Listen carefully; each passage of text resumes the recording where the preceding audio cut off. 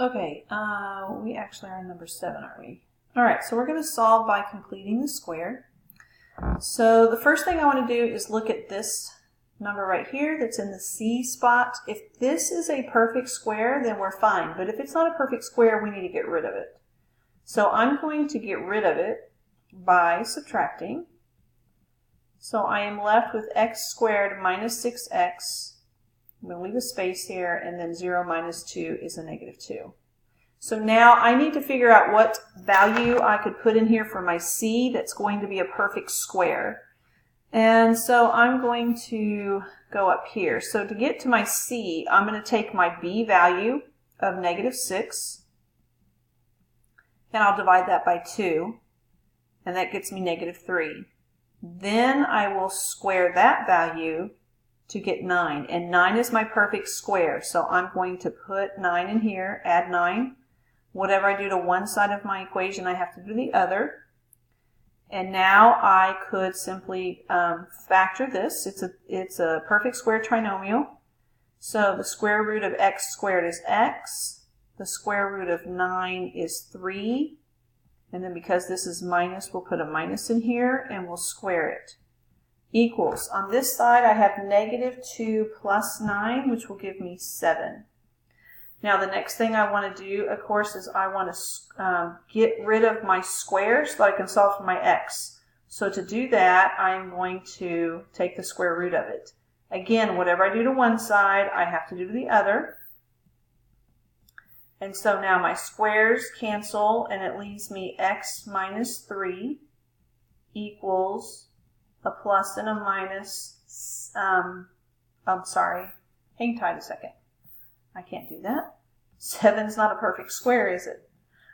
Okay, so what I'm going to do now, instead of trying to square that, is if it was a perfect square and we could take the square root of it, I would have to say a plus and a minus, right? But I'm just going to leave it under the radical. And then I need to get rid of this so that my x is by itself. So I'm going to add 3 to both sides. I kind of ran out of space, so let me bring it down here. So we're going to have x, this is gone, equals the 3 plus or minus the square root of 7. So that's going to be my answer for number 7. Okay? All right, let's try number 8. Again, I look and I see this is not a perfect square, so I'm going to get rid of it by moving it to the other side. That means I'm adding on this case. So I will have my x squared plus 8x, leave some space, equals 3 plus 6 will give me 9. And now I can figure out what that is. So again, I'll do just like I did over here. I'm going to take my b value and I'm going to divide by 2. And then I'm going to square that number. So my c is going to be 16. So I'm going to add 16 to both sides of my equation. And now this side I can factor the square root of x squared is x. The square root of 16 is 4. This is a plus sign, so I'm going to put a plus here, and then we will square it. On this side, 9 plus 16 will give me 25.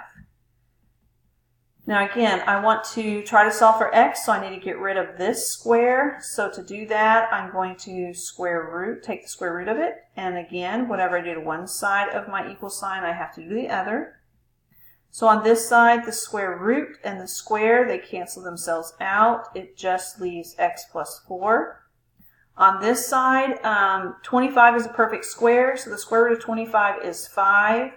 But it could be a positive 5, it could be a negative 5.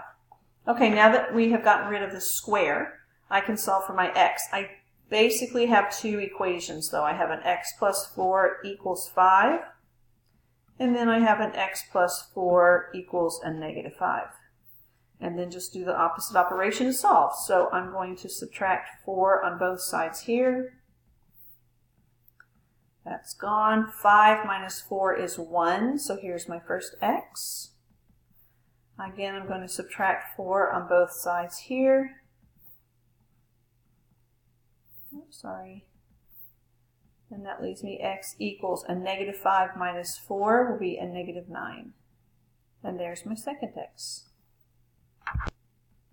Okay, number 9 and 10, we're solving by using the quadratic formula. Sorry, let me get a color. Here we go. My formula I'm going to write right above us, or above these two problems, plus or minus the square root of b squared minus 4ac all over 2a. And then remember that my equation must be in standard form so that I can pick out my a and my b and my c. So looking at number 9, I can see it's set equal to 0, so that means it's in standard form. So let's go ahead and identify the a, b, and c. So for this one, my a, different color. Here we go. My a is the number that's in front of my x squared, so that'll be a 2. My b is that coefficient, or the number in front of my my x, and my c is the number that's by itself, so it's a negative 15. So we're going to take these three numbers and we're going to plug it into this formula, okay? All right, so here we go. We have x equals, I need the opposite of my b. My b is 7 right now, so I need it to be a negative 7 plus or minus the square root of, I need my b again, which is 7. I'm going to square it, minus 4 times my a, which is 2, times my c, which is negative 15. And then all of that is going to be over 2 times my a, which is 2. So I'm leaving all that. And then we can simplify this. 7 squared is 49. Negative 4 times 2 times negative 15. I think comes out to be a positive 120. We have a negative times a negative, so that gives us the positive. And then all of that is over 2 times 2, which is 4. Okay, let's take it over here a little bit. That means I'm going to have x equals a negative 7 plus or minus the square root of 49 plus 120 is 169 over 4. 169 is a perfect square. The square root of 169 is 13. So again, I have I can split this into two equations and solve for my x. So I have x equals negative 7 plus 13 divided by 4. And then I have x equals negative 7 minus 13 divided by 4. So a negative 7 plus 13 is going to give me a positive 6. And then 6 divided by 4, I can reduce that to a 3/2. There's my first x. And the second one, a negative 7 minus 13 is a negative 20. Divide that by 4, and I will have a negative 5. Okay? Okay, let's try number 10. I need this to be set equal to 0, so I will be adding 6 to both sides. So I have x squared minus 5x plus 6 equals 0. Remember, it needs to be in standard form. So now I can pick out my a, b's, and c's. So let's see, my a on this one is going to be 1. My b will be a negative 5. And my c will be a positive 6. All right, I'm going to move it over here. So we're going to say x equals, I need the opposite of my b. My b is negative 5, so I'm going to put in a positive 5 plus or minus the square root of, I need my b again, so I'm going to say negative 5 squared minus 4 times my a, which is 1, times my c, which is 6. And all of that will be over 2 times my 1. So we will have 5 plus or minus the square root of, negative 5 squared will be 25. And then a negative 4 times 1 times 6 comes out to be a negative 24. And all of that is over 2. Then we're going to have x equals 5 plus or minus the square root of 25 minus 24 is 1. And then we will have 5 plus or minus the square root of 1 is 1. And now I can split this into two problems. So let's see what we can do. We have x equals 5 plus 1 divided by 2. I'll go ahead and simplify that. 5 plus 1 is 6. And then 6 divided by 2 is 3. So there's one of them. And then we can do another one. X equals 5 minus 1 over 2. So 5 minus 1 is 4, and 4 divided by 2 is 2. So there's my other x value. Okay, 11 and 12 are asking me to find the domain and the range of each quadratic function. So the domain would be the x values. The range will be the y values. So let's look at what we have. So for my domain, for every single quadratic function that we have in Algebra 1, they always open up or always down. My domain values are all real numbers. And we can write it this way as all real numbers. Or we can write it like this, where it's a negative infinity less than x less than a positive infinity.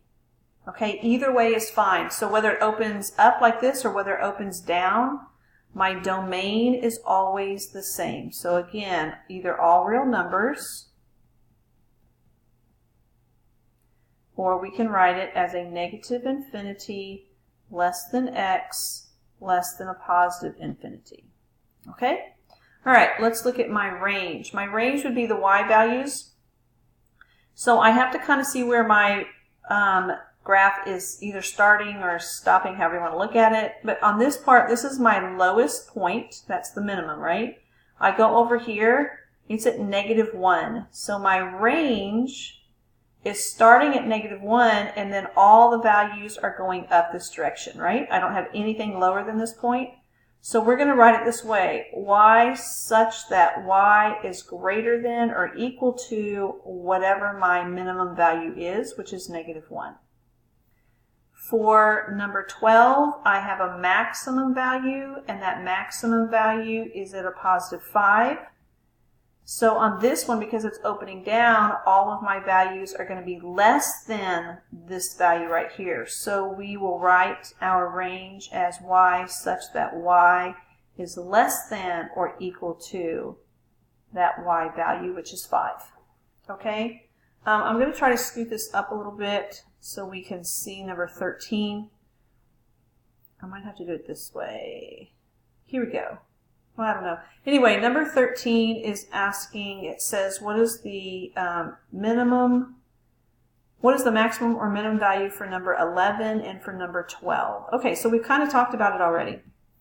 Number 13, it was a minimum. Remember, it was right here, and that value was at -1. Number 12, you can't see, but remember it was a maximum, but right here's that value. That value was at +5. Okay?